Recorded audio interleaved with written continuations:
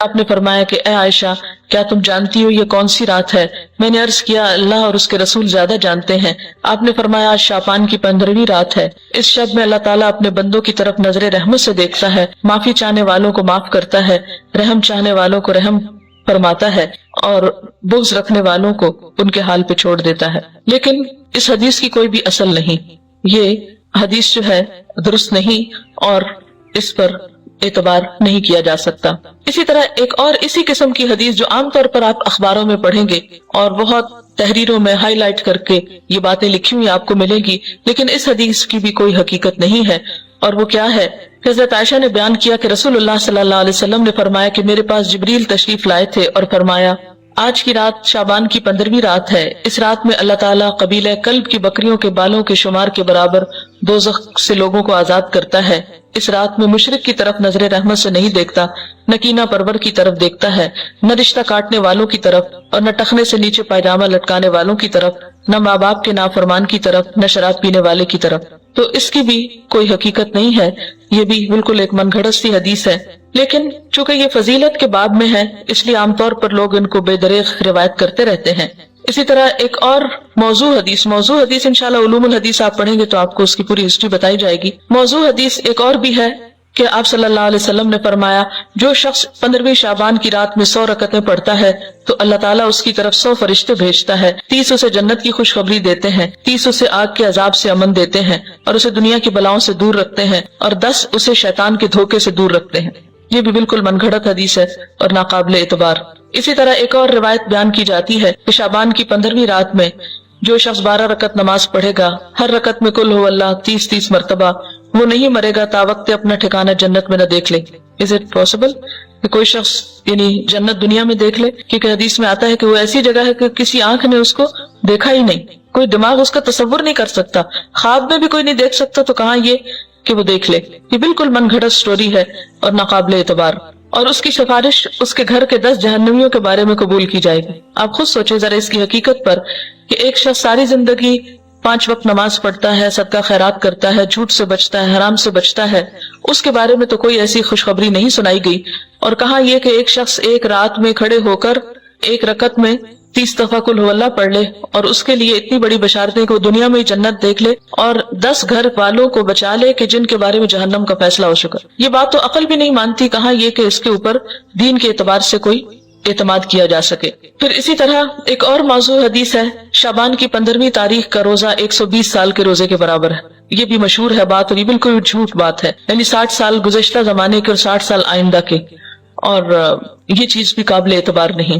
تو جو صحیح روایات سے ہم کو پتہ چلتا ہے شعبان کے بارے میں وہ کیا ہے کہ اس مہینے میں روزوں کی فضیلت ہے، یعنی ایک برکت والا مہینہ ہے، رمضان کی ابتدا ہے، رمضان کی تیاری ہے، اور کثرت سے نفلی روزے رکھنے چاہیے۔ ہاں 15 شعبان کے بعد نفلی روزوں سے بھی روکا گیا ہے تاکہ رمضان کے لیے کمزوری نہ ہو اور رمضان کے روزے چھوٹنے کا اندیشہ نہ ہو۔ ایک آیت جو عام طور پر اس رات کے بارے میں قرآن پاک سے کوٹ کی جاتی ہے وہ سورۃ الدخان کی یہ آیت ہے، انا انزلناہ فی لیلۃ مبارکۃ انا کنا منذرین فیہا یفرق کل امر حکیم امرا من عندنا انا کنا مرسلین رحمتا من ربک انہ هو السمیع العلیم۔ ترجمہ ہے اس کا، بے شک ہم نے اسے برکت والی رات میں اتارا ہے، بے شک ہم خبردار کرنے والے ہیں، اس میں بانٹا جاتا ہے ہر حکمت والا کام ہمارے پاس کے حکم سے، بے شک ہم بھیجنے والے ہیں تمہارے رب کی طرف سے رحمت، بے شک وہی سنتا جانتا ہے۔ یہ آیات مکہ معظمہ میں نازل ہوئی، واقع معراج سے قبل نازل ہوئی۔ اس وقت 5 وقت نماز بھی فرض نہیں ہوئی تھی، روزے ویسے ہی 2 ہجری میں فرض ہوئے، اور مکہ میں بقی نام کا کوئی قبرستان تک نہ تھا، لہٰذا جو یہ بات مشہور کی گئی کہ اس رات میں فیصلے ہوتے ہیں، اور حضور صلی اللہ علیہ وسلم سے وہ ایک بہت بڑی روایت منسوب ہے کہ آپ صلی اللہ علیہ وسلم بقی والوں کے پاس رات کے وقت گئے اور وہاں پر آپ نے ان کے لیے دعائے مغفرت کی، تو اس کی کوئی بھی حقیقت نہیں ہے۔ بات یہ ہے کہ یہ آیت کیا بتاتی ہے، اس کی وضاحت دیکھیے، اس میں کیا لکھا ہے۔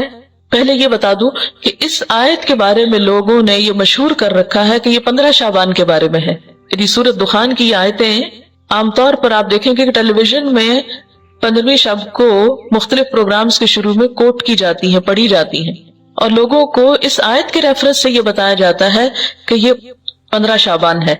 हालांकि इस आयत का नुज़ूल कब हुआ? मक्का में हुआ, और मक्का में मेराज से कबल। और फिर इस आयत में जो बात पता चलती है वो क्या कि इस मुबारक रात में कुरान पाक नाजिल किया गया। इन्ना अंज़लनाहु फी लैलतिन मुबारकतिन। कुरान पाक ही की एक और आयत से क्या पता चलता है कि कुरान पाक कब नाजिल हुआ? आप बताइए। रमजान में नाजिल हुआ।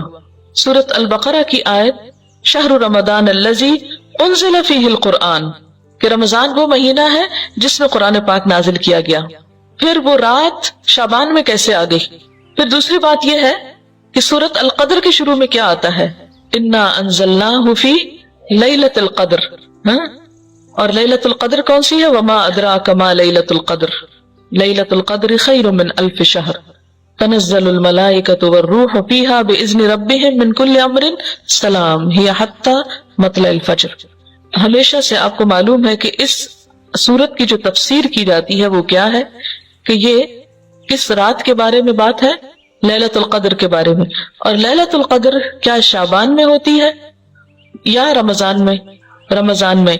और रमजान की कौन सी रात होती है? इसके बारे में ताकीद से नहीं बताया गया कि कौन सी रात। हाँ, आखिरी अशरे की रात है। और उसकी तफसील कहाँ से पता चलती है? हदीस पाक में है कि एक मर्तबा आप सल्लल्लाहु अलैहि वसल्लम घर से बाहर तशरीफ लाए, देखा कि 2 शख्स बाहम झगड़ रहे थे। आपने उनकी सुलह फरमाई, फिर फरमाया कि मैं तुम्हें एक खैर की बात बताने निकला था, मगर तुम झगड़ रहे थे, इसलिए मैं वो बात बताना भूल गया। सिर्फ इतना याद है कि वो बात ये थी कि वो रात कब है। यानी मैं ये बताने को आ रहा था कि लैलतुल कद्र कब है, लेकिन तुम्हारे झगड़े की वजह से वो मुझको भूल गई। अब मुझे याद नहीं, बस इतना याद रह गया कि वो बरकत वाली रात रमजानुल मुबारक की आखिरी 5 ताक रातों में से एक थी। अब तुम इसको 21, 23, 25, 27 और 29वीं रातों में तलाश करो। ये बुखारी की रिवायत है। आप सल्लल्लाहु अलैहि वसल्लम इस रात को पाने के लिए रमजान के आखिरी अशरे का एतिकाफ फरमाया करते थे। ये भी बुखारी की रिवायत है। तो इससे क्या पता चलता है कि लैलतुल कद्र, कद्र से मुराद क्या है? एक तो कद्र कद्र कीमत के मानों में आता है, दूसरा कद्र से मुराद तकदीर भी है कि तकदीर के फैसले उस रात में होते हैं, ना कि 15 शाबान की रात को। और फिर आप देखें कि इसमें इन आयतों में जो मैंने आपके सामने सूरत अद-दुखान की पढ़ी है, इनमें आता है फीहा युफरकु कुल्लु अम्रिन हकीम। फीहा से मुराद क्या है? इस रात में युफरकु तकसीम किए जाते हैं, कुल्लु अम्रिन सब काम, हकीम हिकमत वाले, यानी हर किस्म के फैसले इस रात में फरिश्तों के हवाले किए जाते हैं, उनको दे दिए जाते हैं। तो इससे भी क्या पता चलता है कि सूरत अद-दुखान की ये आयत 15 शाबान के बारे में नहीं है, बल्कि लैलतुल कद्र के बारे में है, जिसमें कुरान पाक भी नाजिल हुआ और जिसमें लोगों की किस्मतों के भी फैसले किए